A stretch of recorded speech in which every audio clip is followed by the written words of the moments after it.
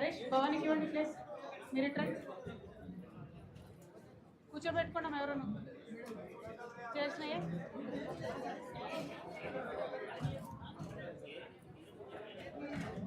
మంచి. జై తెలంగాణ, జై తెలంగాణ. జ్యోతిరాజ్ అని ఇట్లరా. 1969 తెలంగాణ ఉద్యమకారుడు ఈ కుటుంబం నుండి పాలమూరు జ్యోతిరాజ్ గారు వచ్చి రిటర్న్. శ్రీను నీ దగ్గర నిలబెట్టు, కూర్చోబెట్టు, నిలబెట్టేదో డన్. Sorry late. జై తెలంగాణ, జై జాగృతి. జాగృతి కార్యకర్తలు కెమెరాల నుంచి వెనక్కి జరగాలి. రజాక్ భాయ్ ఇద్దరు పీछे మధ్యలో ఉన్న వాళ్ళు వెనక్కి వెళ్ళాలి. కార్యకర్తలు అనిల్ అన్న, శోభమ్మ వెనక్కి వెళ్ళమ్మ, సురేందర్ వెనక్కి వెళ్ళండి, మధు వెనక్కి పోబెట్టు, సాయి వెనక్కి వెళ్ళు, వెనక్కి వెళ్ళాలా. క్లారిటీ ఇవ్వాలా మీడియా వాళ్ళకి. महाराज थैंक यू. थोड़ा पीछे चलते हैं ना, थोड़ा पीछे. वो मीडिया वालों को रहने दो.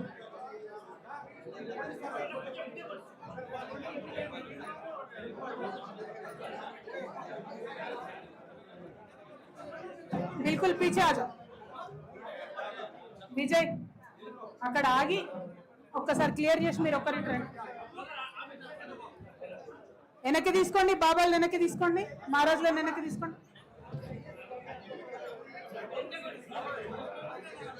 అక్కడ ఆగిపోమ్మ, ఆగి మీరు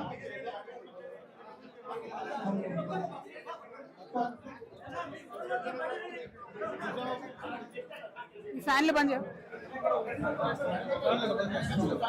ఓకే. జై తెలంగాణ, జై జాగృతి. అందరికీ నమస్కారం. మీడియా మిత్రులందరికీ కూడా మళ్ళొకసారి నమస్కారం. ఇవాళ మీకు కొంత ఇన్కన్వీనియంట్ అవుతుంది. ఈ ఇన్కన్వీనియన్స్ ని క్షమించమని చెప్పి మనస్ఫూర్తిగా కోరుతున్నాను. చారి సబ్ జరిగి ముందుకేసుకోవాలి. నువ్వు నాకు కనబడుతావు, నేను ఇక్కడ ఆడేసుకో. ఈ మామిడికి ఉండేది రజాగా నవ్వు అక్కడ. Okay, thank you. అయితే ఇవాళ ముందుగా తెలంగాణ ప్రజలందరికీ కూడా శ్రీరామనవమి సందర్భంగా మనస్ఫూర్తిగా శుభాకాంక్షలు. అందరికన్నా మంచిగా మా మీడియా మిత్రులకు శుభాకాంక్షలు. భోజనం చేసి చేయకుండానే వచ్చినట్టున్నారు, క్షమించాలి, ఏమనుకోవద్దు. అయితే శ్రీరాముడి జయంతి ఈరోజే. శ్రీరాముడు సీతమ్మ వారిని పెళ్లి చేసుకున్నది కూడా ఈరోజే. మరి దేవుడు కళ్యాణం అంటే లోక కళ్యాణం అంటారు కాబట్టి, పైగా రాముడు ప్రతినిత్యం కూడా తన ప్రజల యొక్క వాయిస్ వింటూ తన ప్రజల్ని గుండెలకు హత్తుకొని పరిపాలన చేసినటువంటి మహానుభావుడు కాబట్టి, మరి ఆయన స్ఫూర్తితోని ఇవాళ తెలంగాణ రాజకీయాల్లో జరుగుతున్నటువంటి పెను అంశాలను గమనించి మరి ఈ గడ్డ మీద పదే పదే అనేక సందర్భాల్లో ప్రజలు ఇబ్బందులు పడుతున్నటువంటి సందర్భాల్లో కొత్తగా రాజకీయ చైతన్యం పుట్టుకొచ్చినటువంటి విషయాన్ని కూడా మనందరం గమనించుకోవాలి. పైగా నేను నిజామాబాద్ బిడ్డను, నేను నిజామాబాద్ కోడల్ని, తెలంగాణ బిడ్డను. ఈ నిజామాబాద్ గడ్డకున్న చరిత్ర కూడా మనందరికీ తెలిసింది. గౌతమ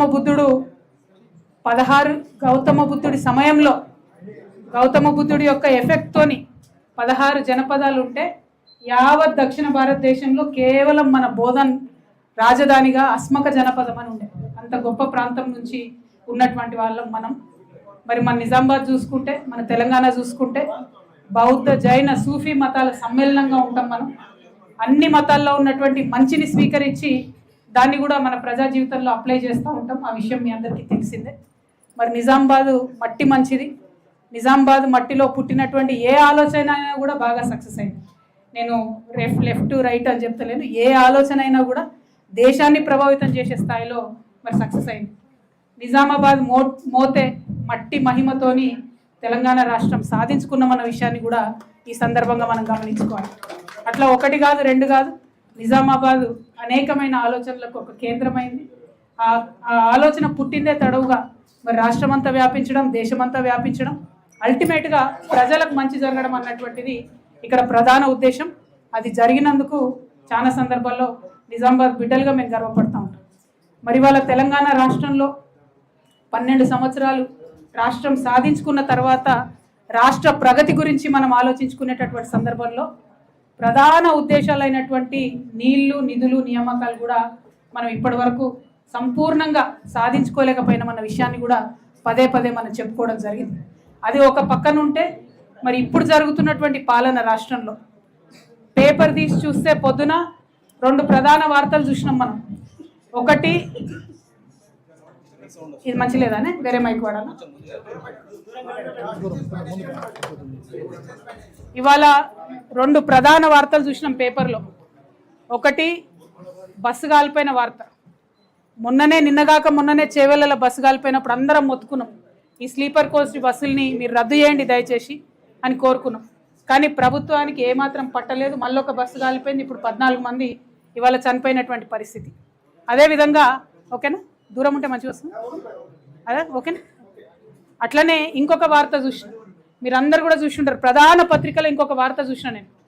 భువనగిరిలో ఒక చిన్న పిల్లగాని కనుగుడ్లు ఒక కుక్క తీసేసుకపోయింది. కుక్క చిన్న పిల్లగాని కనుగుడ్లు వీక్కపోయింది. అంటే ఎటువంటి పరిపాలనలో ఉన్నాం మనం అనేటటువంటిది తెలంగాణ ప్రజలు ఆలోచించుకోవాలి. ఎందుకు కావాలి కొత్త రాజకీయ పార్టీలు? ఎందుకు పుట్టాలి కొత్త రాజకీయ ఆలోచన? ఎవరి కోసం పుట్టాలి కొత్త రాజకీయ ఆలోచన? ఇగో ఇట్లా పొద్దున్న లేస్తే సఫర్ అవుతున్న ప్రజల కోసం పుట్టాలి. మక్క వచ్చింది. ఇప్పుడు 6 లక్షల ఎకరాలలో తెలంగాణలో మక్క సాగైతే మన నిజామాబాద్లో 32,000 ఎకరాలలో సాగాయి. ఇక్కడ నుంచి ఆఫీసర్లు రిపోర్ట్ పంపిరు, 33 కేంద్రాలు పెట్టాలి, కొనుగోలు కేంద్రాలు అని చెప్పి. ఒక్కటంటే ఒక్కటి కూడా పెట్టాలి. ఇయ్యాలటి వరకు కూడా ఒక్క కేంద్రం కూడా పెట్టలేదు. దళారులు ఏం చేస్తున్నారు? ఈ లోపల 2,400 రేటు నిర్ణయం కేంద్రం చేస్తే 1,600 నుంచి 1,800 వరకు మాత్రమే మక్క రైతులకు ఇస్తున్నారు. ఇది మన నిజామాబాద్ ప్రాబ్లం కాదు. మహబూబ్ నగర్లో 18,000 ఎకరాలు ఉంటే అక్కడ అమర్చింత మార్కెట్కి తీసుకపోతే అక్కడ కూడా గదే 1,600 నుంచి 1,900 ఇస్తున్నారు. వరంగల్లో అయితే పాపం 3.5 లక్షల ఎకరాలలో మక్క సాగు చేశారు. ఎవరు జవాబుదారీగా ఉంటారా రైతుల కోసం? 20 రోజుల నుంచి మార్కెట్ సెంటర్లు ఎందుకోసం ఓపెన్ చేస్తలేరు? ప్రభుత్వం దళారీ వ్యవస్థను ఎందుకు మరి దగ్గరుండి ప్రోత్సహిస్తుంది? ఇవన్నీ ఆలోచించాల్సిన అంశాలు కాదా? రైతుల అంశాలు కానీ, చిన్నపిల్లల అంశాలు కానీ, సెక్యూరిటీ అంశాలు కానీ, రోడ్ అంశం కానీ ఆలోచించొద్దా? పరిపాలన అంటే ముఖ్యమంత్రి అయ్యేదా కోతీరు, అయినా కోతీరు ఉంటుందా? ఇదే ఒరవడి ప్రతి ఒక్క రాజకీయ పార్టీది కూడా కనబడతా ఉంది. కాబట్టి ఖచ్చితంగా ఈ రాష్ట్రంలో ఒక కొత్త రాజకీయ శక్తి కావాలని బలంగా మేము విశ్వసిస్తూ ఉన్నాం, చాలా బలంగా విశ్వసిస్తున్నాం. అయితే వచ్చేటటువంటి కొత్త రాజకీయ పార్టీ ఆ భగవంతుడు శ్రీరామచంద్రుడి యొక్క దయతోని పేద బీద బిక్కి ఈ కులం ఆ కులం అని తేడా లేకుండా అందరినీ కలుపుకొని అందరి కోసం పనిచేసే పార్టీ అయి ఉండాలి. నేను మొన్న ఉగాది నాడు కూడా చెప్పిన, సర్వోదయం జరగాలి తెలంగాణలో, సర్వులకు ఉదయం రావాలి, అందరి జీవితాల్లో వెలుగులు నింపాలి, సర్వోదయ తెలంగాణ రావాలి, దానికోసమే కొత్త పార్టీ రావాలని చెప్పి మేము బలంగా నమ్మినాం.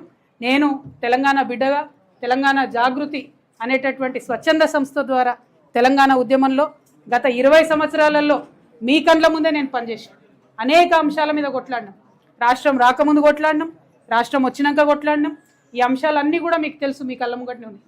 తెలంగాణ రాష్ట్రం వచ్చిన తర్వాత తెలంగాణ జాగృతి సంస్థ ఒక ఎన్జిఓగా అప్పుడున్నటువంటి బీఆర్ఎస్ ప్రభుత్వం ఒక నిర్ణయం తీసుకున్నారు. ఏంటిది? అది ఆత్మహత్య చేసుకున్న రైతులకు, ఏది ఆంధ్రప్రదేశ్లో ఆత్మహత్య చేసుకున్న రైతులకు కాంపన్సేషన్ ఇస్తామని నిర్ణయం తీసుకున్నారు.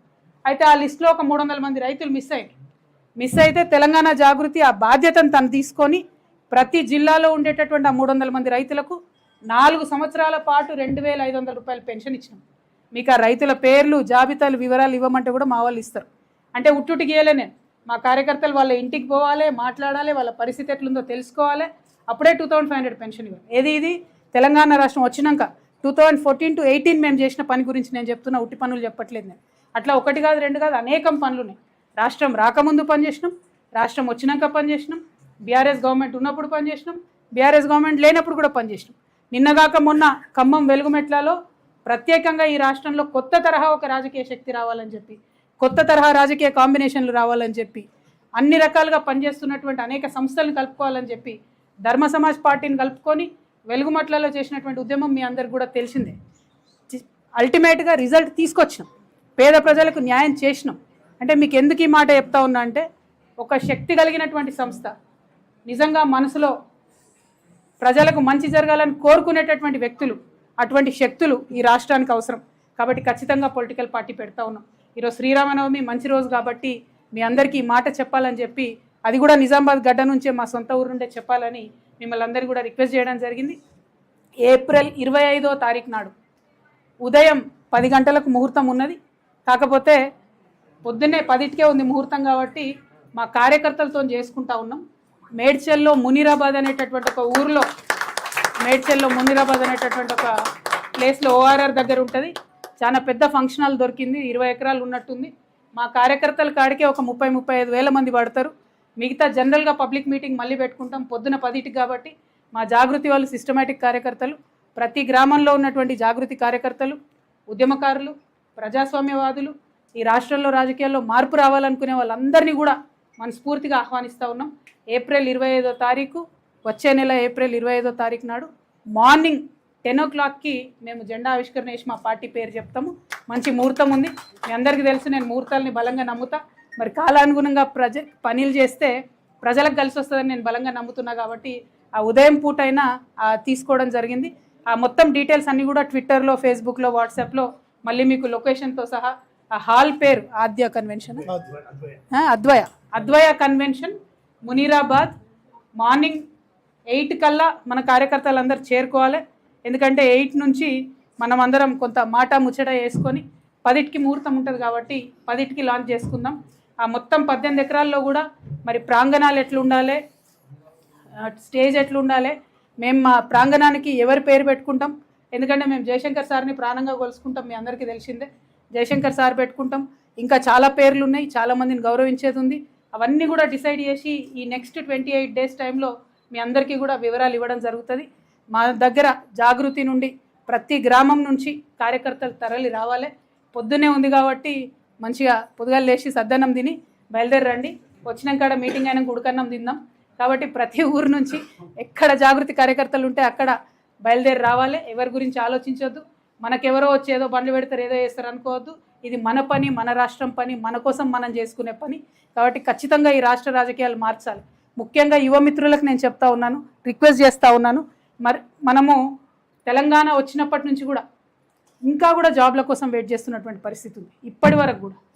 మరి యువ మిత్రుల కోసం ఏం చేయబోతా ఉంది కొత్త పార్టీ అని ఆ రోజు చెప్పబోతా ఉన్నాం. యువతకు, మహిళలకు పెద్ద ఎత్తున ప్రాధాన్యత ఉంటుంది కాబట్టి యువ మిత్రులు, మా ఆడబిడ్డలు, ప్రత్యేకించి మా ఆడబిడ్డలను నేను రిక్వెస్ట్ చేస్తూ ఉన్నా. మగవాళ్ళు చేసే రాజకీయాన్ని ఇన్ని రోజులు చూసినాం, మగవాళ్ళు నడిపినటువంటి పార్టీలు ఇన్ని రోజులు చూసినాం. మన బిడ్డ జాబ్ కోసం ఎదురు చూడాలి, మన ఇంటికి వచ్చే లోన్ కోసం ఎదురు చూడాలి, పంటకు వచ్చేటటువంటి బోనస్ కోసం ఎదురు చూడాలి. టైంకు మాత్రం ఏదెవరు ఇచ్చినట్టుగా కనబడతలేదు. కాబట్టి ఆడబిడ్డల జీవితంలో మార్పు తీసుకురావడానికి ఈ రాష్ట్రంలో ఒక ఆడబిడ్డగా మీ అందరి ఆశీర్వాదం కోరుతూ నేను ఒక పార్టీని పెట్టబోతా ఉన్నా. మా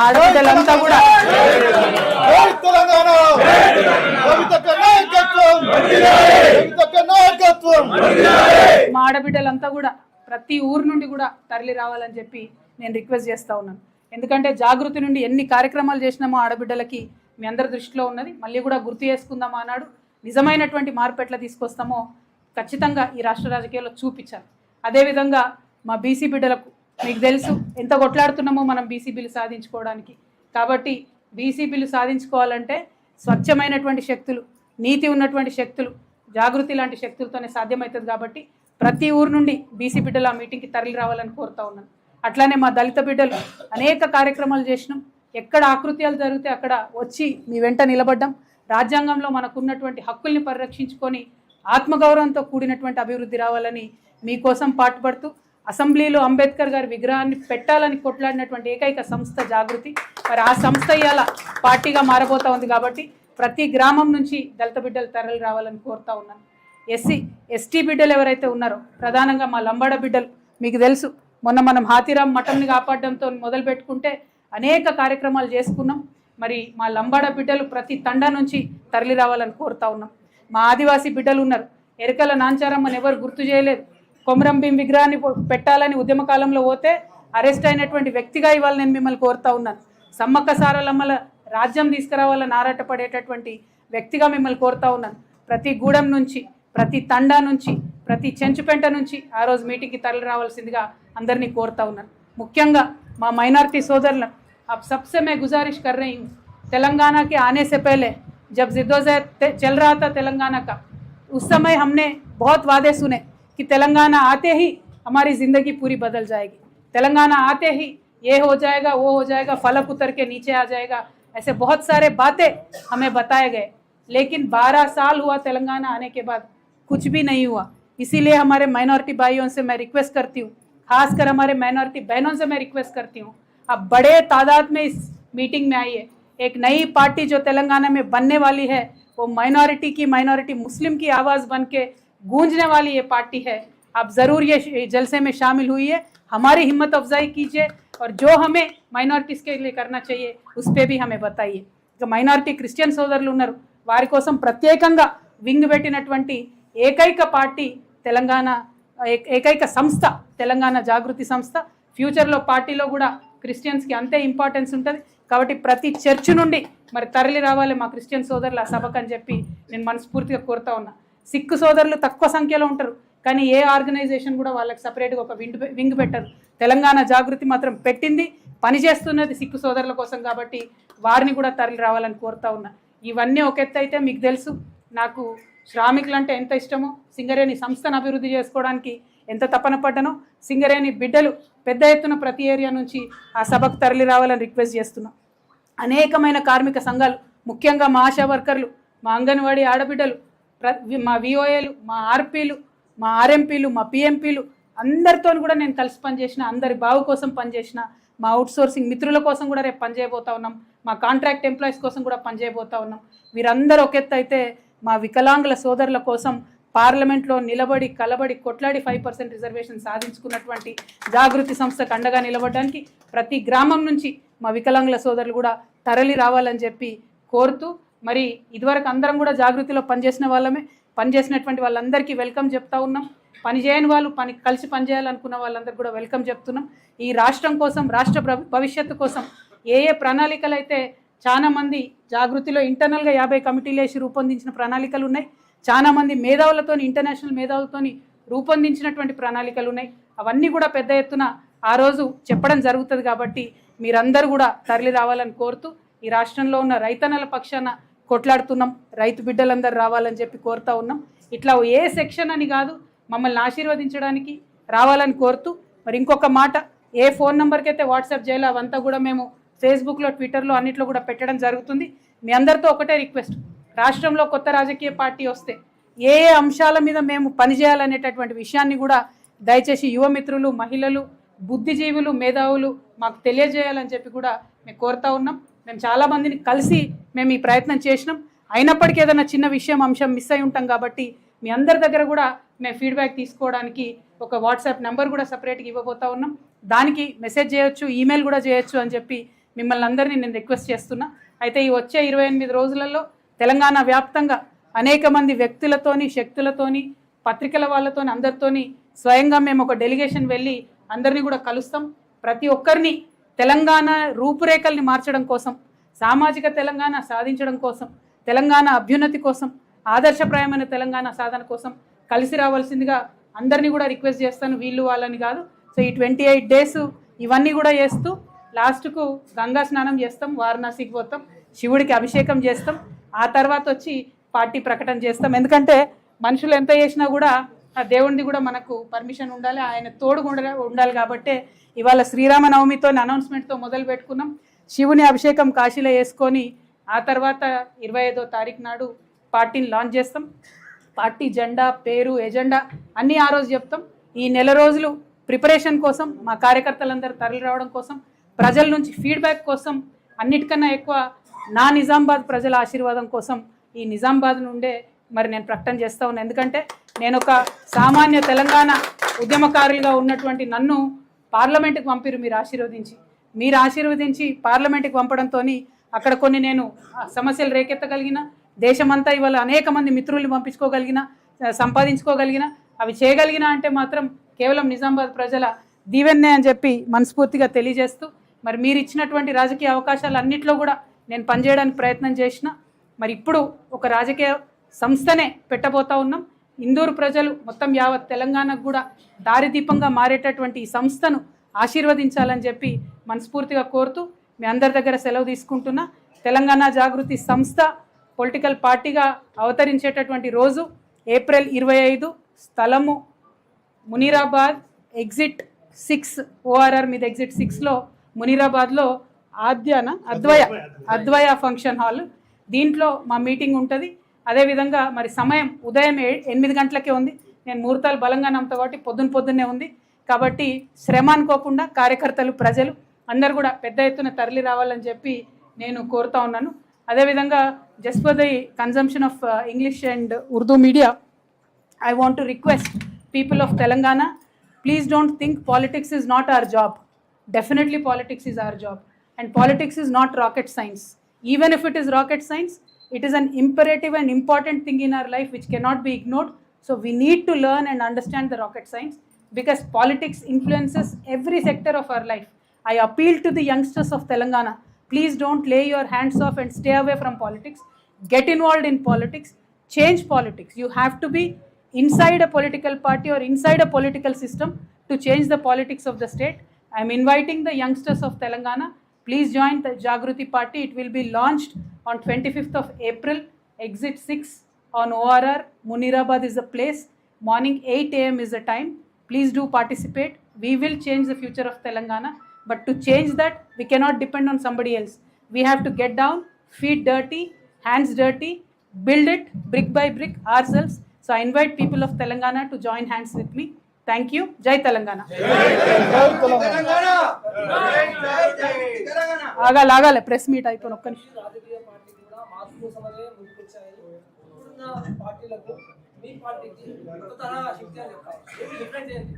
అంటే ఒక్కటే బ్రదర్, నేను ఇప్పుడే యంగ్స్టర్స్కి చెప్పినట్టు, ఎవరో పెట్టిన సిస్టమ్ మార్చాలనుకోవడం ఒక రకం, సంపూర్ణంగా దాన్ని ట్రాన్స్ఫార్మ్ చేయడం ఇంకొక రకం. మార్చాలి అని అంటే ఇప్పుడు మొత్తం ఈ 12 ఏళ్ళ తర్వాత కూడా, తెలంగాణ వచ్చిన తర్వాత కూడా అనేక ఇష్యూస్ని కనీసం పట్టించుకోలేదు, ప్రారంభం కూడా చేయలేదు. కానీ అటువంటి మౌలికమైన ఇష్యూస్ అన్ని కూడా తెలంగాణ జాగృతి టేకప్ చేయబోతుంది. ఫర్ ఎగ్జాంపుల్ చెప్తున్నా, ఇవాళ మక్క కొనుగోలు కేంద్రాల కోసం నిజంగా అడగాల్సిన అవసరం ఉందా చెప్పండి మీరు? ఎంత అన్యాయం ఇది. కొనుగోలు కేంద్రాలు వేయాలి అని చెప్పి అధికారులు ఇక్కడ నుండి చెప్పి పంపిన తర్వాత కూడా కనీసం ప్రభుత్వం స్పందిస్తలేదంటే ఎంత లాపర్వాయి ఉంది. అంటే ఆ యాటిట్యూడ్ మార్చాలి పార్టీలలో ఉన్నది. యాటిట్యూడ్ ఎప్పుడు మారుతుంది? ప్రజల్లో చైతన్యం వచ్చినప్పుడు మారుతుంది. డెఫినెట్గా తెలంగాణ జాగృతి మార్పు తేవాలంటే ఏదో ఆకాశంకి వెళ్ళి ఊడిపడదన్న విషయం మాకు కూడా తెలుసు. ప్రజల్ని డెఫినెట్గా చైతన్యపరుస్తాం. పార్టిసిపేటరీ డెమోక్రసీగా తెలంగాణను తీర్చిదిద్దేటటువంటి ప్రయత్నం చేస్తాం.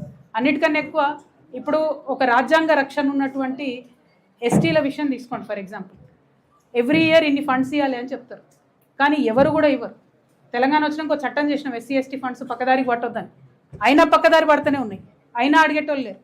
మైనారిటీలకు ప్రతి సంవత్సరం 2000 కోట్లు పెడతామని చెప్పినాం, పెట్టడం లేదు. అంటే రాజకీయ పార్టీలకు ఎట్లా అలవాటు అయిపోయిందంటే చెప్పి ప్రజలు మమ్మల్ని అడిగేది ఉందా చేసేదా అనే పరిస్థితి వచ్చింది. కానీ ఆ పరిస్థితి వచ్చినటువంటి తెలంగాణ లాంటి చిన్న రాష్ట్రంలో కూడా ఉంటే ఎట్లా? ఈ పరిస్థితి మారాలంటే ప్రజల్లో చైతన్యం పెంచాలి. ప్రశంసించడమే కాదు, ప్రశ్నించడం నేర్చుకోవాలి. ప్రశంసించుకుంటూ పోతే పనులు జరగవు, ప్రశ్నిస్తేనే పనులు జరుగుతాయి. కాబట్టి ప్రశ్నించేటటువంటి ఒక తెలంగాణ, మొదటి నుంచి ప్రశ్నించే తెలంగాణ నెమ్మది మర్చిపోయినాం కొద్దిగా. ఈ మధ్య గట్టిగా ప్రశ్నించాలి, రిజల్ట్ వచ్చేంత వరకు ప్రశ్నించాలి. ఒకసారి ప్రశ్నించి ఇచ్చిపెట్టదు. ఏమవుతుంది ఇవాళ రేపు రాజకీయ నాయకులు కూడా పొద్దుగా లేస్తే సాయంత్రం దాకా రీల్స్ చూస్తారు కదా, వాళ్ళు కూడా అసెంబ్లీలో కూర్చొని. సో మన బాధలు, మనకు సమస్యలు మర్చిపోతున్నారు. సో మర్చిపోనివ్వకుండా వెంటబడి అడగాలి. అటువంటి ఒక కొత్త రాజకీయ ఓరవాడికి తెలంగాణ జాగృతి శ్రీకారం చుడుతుంది. మీరు అన్నమాట 100% కరెక్ట్. కొత్తగా వచ్చిన వాళ్ళందరూ చాలా అద్భుతమైన ఇంటెన్షన్తో వస్తారు, ఏమైనా చేయలేకపోతారేమో అని ఒక డౌట్ఫుల్గా మీరు అడిగినారు. కాకపోతే మీరు నన్ను 20 ఏళ్ళుగా చూసినారు. జనరల్గా నేను ఏదైనా చెప్పినా అంటే, ఏదైనా ఒక ఇష్యూ పట్టుకున్నా అంటే ఆ ఇష్యూ ఎండే వరకు కూడా నేను ఎప్పుడు కూడా మర్చిపోకుండా పనిచేసిన. అంటే ఇక్కడ కొంతమంది మతిమరుపు రాజకీయ నాయకులు ఉన్నారు. మన ఎంపీ అరవింద్ లాంటి వాళ్ళు ఏం చేసిరు, ఆయన అంతకుముందు మేము అధికారంలో ఉన్నప్పుడు, నేను ఎంపీగా ఉన్నప్పుడు ఆ బ్రిడ్జ్ కాలే అన్నాడు. ఇలా నేను అధికారం కోల్పోయి ఇక్కడ 7 ఏళ్ళు అయిపోయిందా నేను ఎంపీగా లేక? 7 ఏళ్ళలో బ్రిడ్జ్ అయితేనే ఉన్నది. మరి ఎడబోయిండో ఎంపీ గారు, ఏడ మర్చిపోయిండో తెలియదు. అంటే ప్రజా సమస్యల మీద ఎంత లాపర్వాయి అంటే, ఒకప్పుడు ఆపోజిషన్లు ఉన్నప్పుడేమో క్రిటిసిజం, గవర్నమెంట్లు ఉన్నప్పుడేమో ఎస్కేపిజం. సో దీంతో పని కాదు కదా. సో గవర్నమెంట్లో ఉన్న వాళ్ళు, బాధ్యత ఉన్న వాళ్ళు, అది బీజేపీ కావచ్చు, కాంగ్రెస్ కావచ్చు, వాళ్ళ మీద బలంగా కొట్లాడతాం, ప్రజా ఉద్యమాలను నిర్మాణిస్తాం, మార్పు చూపిస్తాం. మీకు ఖమ్మం ఎగ్జాంపుల్ తీసుకోండి, అట్లా మెనీ ఎగ్జాంపుల్స్ ఉన్నాయి. ఇష్యూ పట్టుకోదు జాగృతి, పట్టుకుంటే ఇడిచిపెట్టదు.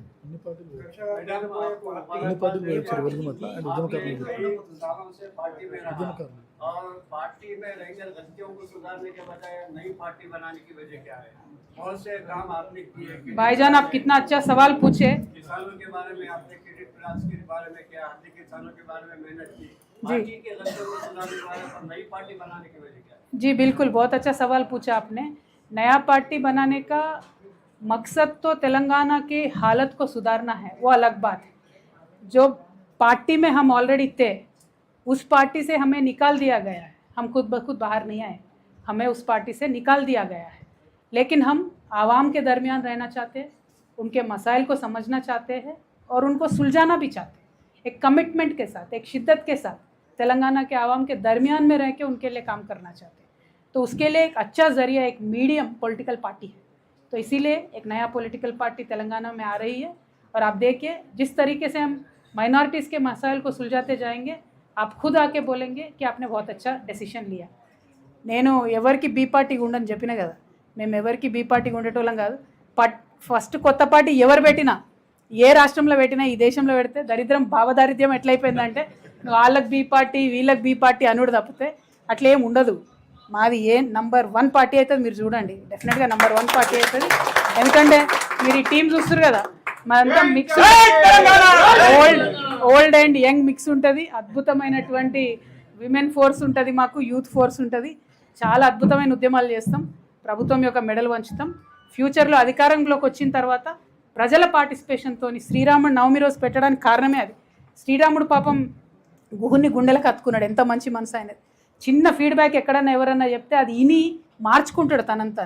అది ఇని తన సొంత కుటుంబాన్నైనా త్యాగం చేస్తాడు, కానీ ప్రజల్ని గౌరవించినటువంటి వ్యక్తి. అందుకే ఇన్ని వందల ఏళ్ళ తర్వాత, ఇన్ని వేల సంవత్సరాల తర్వాత కూడా ఆయనను తలుచుకుంటున్నాం మనం. సో ఆయన సిద్ధాంతాలు ఆయనను ఆదర్శంగా తీసుకొని పనిచేస్తాం. ప్రతి ఒక్కరిని, అన్ని వర్గాలని కూడా కలుపుకొని పనిచేస్తాం. Thank you. జై తెలంగాణ. మళ్ళీ మేము ఎక్కడి నుంచి అంటావనే దాందేముంది, తెలంగాణ అంతా మనదే కదా. తెలంగాణ ప్రజలు ఎక్కడి నుంచి అడిగితే అక్కడి నుంచి కాంటెస్ట్ చేద్దాం. అయితే నేను తెలంగాణకు ఆడబిడ్డను, బిడ్డనైనా కూడా నిజామాబాద్ కోడలు కాబట్టి కోడలకి ఇంటి బాధ్యత ఎక్కువ ఉంటుంది. అందుకే ఫస్ట్ నిజామాబాద్ వాళ్ళకి, నిజామాబాద్ గడ్డగా తెలంగాణ బిడ్డలకు ఇవాళ అనౌన్స్మెంట్ చేయడం కోసమని నిజామాబాద్లో మేము ఈ అనౌన్స్మెంట్ చేస్తూ ఉన్నాం. పోటీ అనేది పార్టీ ఏర్పడిన తర్వాత కూర్చొని డెసిషన్ తీసుకుందాం. Party will decide. बीआरएस की कैडर पूरा हमारे साथ ही है, पूरा हमारे साथ ही है ऑलरेडी, कोई टेंशन नहीं है उसमें.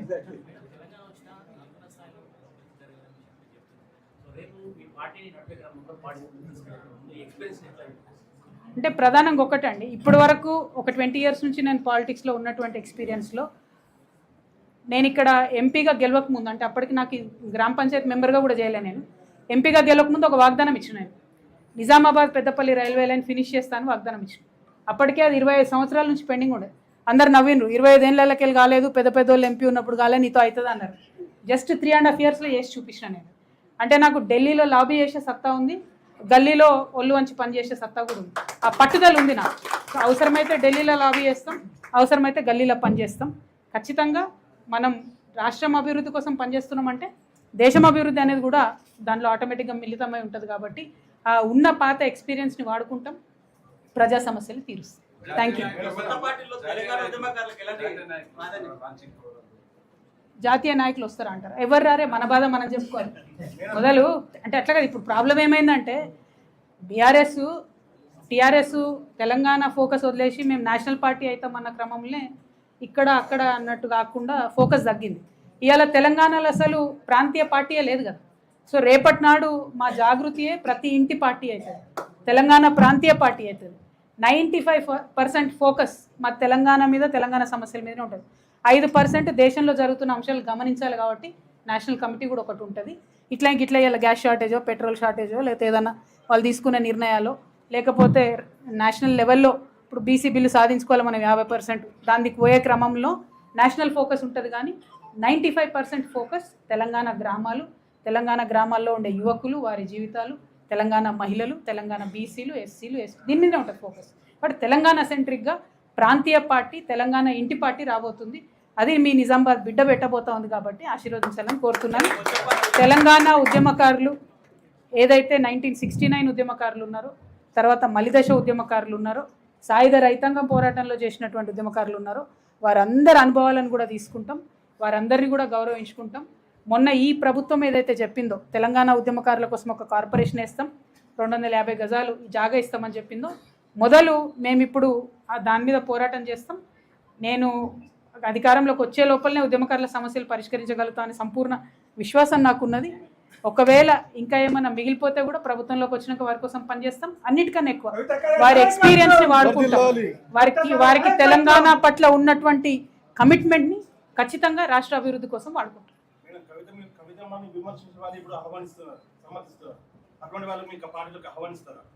ఎవరైనా సరే ఏముంది, పార్టీ అనేటటువంటి దానికి ఈగో ఉండకూడదు. తెలంగాణ ప్రజల కోసం పనిచేయాలనుకునే ప్రతి ఒక్కరిని ఆహ్వానిస్తాం. అందులో ఆలోచన ఏం లేదు. వ్యక్తిగా నన్ను ఒక సందర్భంలో దూషించి ఉండొచ్చు, ఎందుకు దూషించారో వాళ్ళకి తెలియాలి. బట్ తర్వాత కరెక్ట్ అనుకునేటటువంటి వాళ్ళు కలిసి పనిచేస్తామని వచ్చేవాళ్ళని డెఫినెట్గా అంటే తెలంగాణ పట్ల కమిట్మెంట్ ఉండాలన్నది ప్రధానమైన డిమాండ్, ప్రధానమైన ఎజెండా. Thank you. జర్నలిస్టులనా? మా నిజామాబాద్ జర్నలిస్టులకు ప్రత్యేక ఆహ్వానం.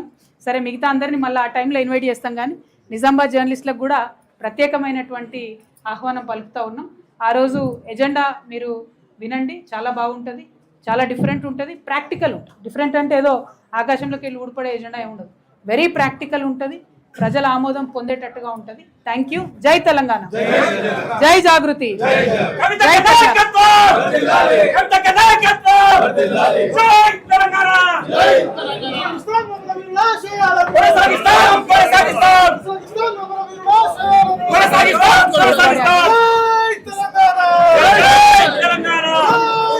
స్టేట్ బాడీతో ఒకసారి ఫోటో దిగుదాం రండి. స్టేట్ బాడీ అంతా రండి.